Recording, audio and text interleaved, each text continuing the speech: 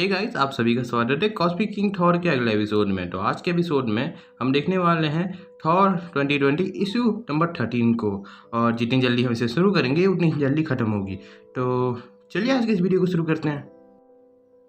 Odin, the golden gates of Asgard का all father, the most powerful god जिसने 10 realms तक को थरथरा दिया। Odin, the mighty, the cruel, the one-eyed titan, the unbroken, the unbound, the great eternal eagle, the father of lightning। वो अकेला कई सारी battles of Wars को लड़ा और उन्हें जीता भी। इसे वॉचर्स तक को देखकर चौंक गए थे। वो इस बार अपनी क्वीन फ्रेजा के साथ रेल्म्स के बियॉन्ड की जर्नी में है।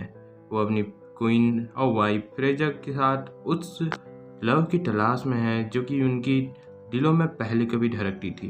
पर जैसे जैसे वो जर्नी अपनी आगे बढ़ाते गए, धीरे धीरे करके वक्त बीता और इस खूबसूरत बुढ़े के दिल में बस अब और कुछ नहीं, अकेलापन ही था।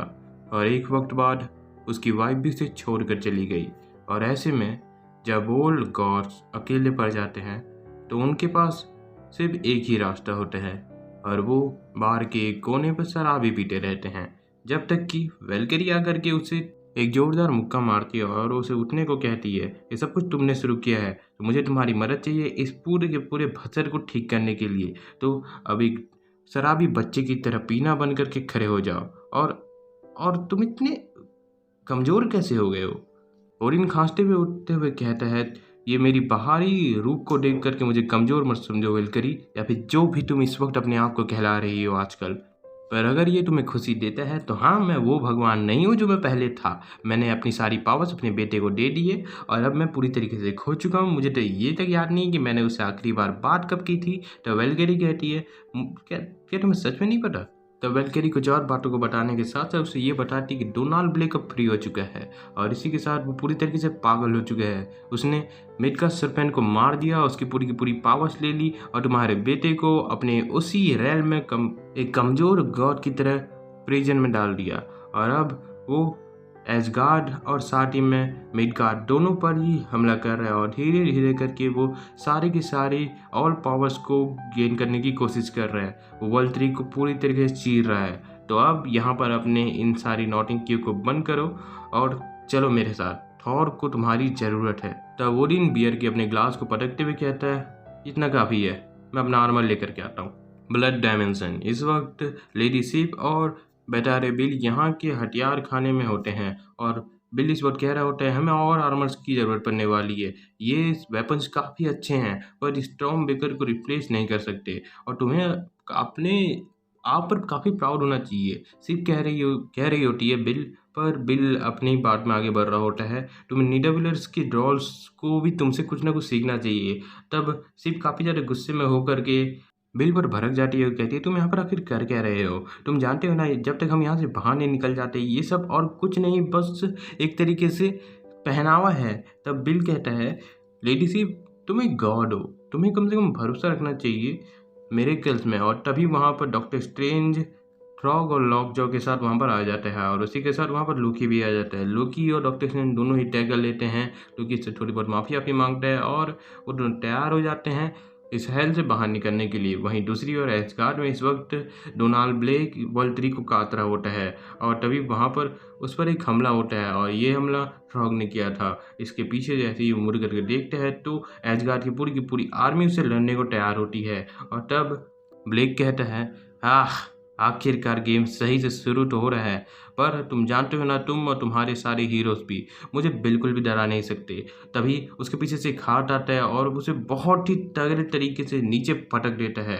और तब ब्लेक अपने आप को संभालते हुए कहता है, आखिरकार वक्त आ गया फादर। और तब हम देखते हैं कि ओडिन वहाँ पर आ चुका था और ओडिन कह रहा होता है, मैं तुम्हारा फादर नहीं हूँ भूत, तुम्हें यहाँ पर सिर्फ और सिर्फ मैं पनिशमेंट देने के लिए आया हूँ। कॉन्ग्रेचुलेसन, तुम्हारी जर्नी यहाँ पर ख़त्म होती है।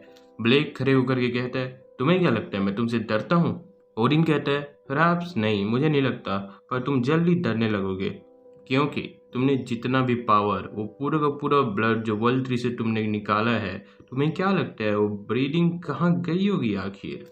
हाँ, ओडिन सही था, वर्ल्ड 3 के निचले हिस्से में जहाँ पर इस वक्त थॉर था, वो कह रहा होता है, I am God of thunder, I am king of ash gourd. और क्या तुम इसे फील कर सकते हो ब्लेक? क्या तुम मुझे सुन सकते हो? क्या तुम इस थंडर को फील कर सकते हो? क्योंकि मैं जानता हूँ कि ये सब कुछ तुम ओडिन फोर्स के लिए कर रहे हो, लेकिन मैं तुम्हें कुछ बताना चाहता हूँ। अब ये थॉर फोर्स है और इसी के साथ वो वर्ल्ड 3 पर एक बहुत ही तगड़ा थंडर अटैक करता है, जिससे पूरे के पूरे 10 रेल्स में इन्फिनिटी लाइटनिंग फैल जाती है। और इसी के साथ वो अपने रेवंस को कमांड देता है और कुछ ही सेकेंड्स में वो उसके सोल को ट्रांसफ़र कर देते हैं। वहीं दूसरी ओर इस वक्त ब्लेक उस अटैक से अपने आप को संभालता है और कहता है, मैं अभी तक हारा नहीं हूँ, मेरे पास अभी भी ताकत है, मैं अब भी तुम सभी पर भारी पड़ सकता हूँ। मैं रुकने वाला नहीं हूँ, तुम में से किसी से भी मैं 100 नहीं, मैं हज़ारों को मार सकता हूँ। आखिरकार ओडिन, तुम मुझे मेरी लाइफ ऑन करते हो।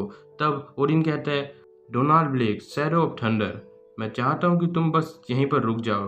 तुम द ग्रेट सर्पेंट के स्लेयर हो और मेरी जजमेंट को और आगे बढ़ने मत दो। मैं तुम्हारे नाम को कुछ अच्छी चीज़ों के साथ देखना चाहता था, पर नहीं, अब बस हो चुका है। तभी थॉर की आवाज़ आती है, फादर, मुझे लगता है कि अब मैं इसे हैंडल कर लूँगा। और तभी ब्लेक को एक बहुत ही तगड़ा शॉट लगता है और वो जब अपना सर उठा करके देखता है तो रेवेंस ने थॉर की सोल को डिस्ट्रॉयर के अंदर डाल दिया था और इसी के साथ वो इस फाइट में उतर चुका था। अब देखते हैं कि अगले वाले इशू में क्या होगा, जो कि इस पूरे के पूरे कॉमिक सीरीज़ का लास्ट इशू होने वाला है। तो ये वाला आर्क यहीं पर ख़त्म हो जाएगा। तो मैं जितनी जल्दी हो सकता है उसको भी बनाने की कोशिश करूँगा और मैं मिलता हूँ आपको अगले वीडियो में। तब तक के लिए थैंक्स फॉर वॉचिंग।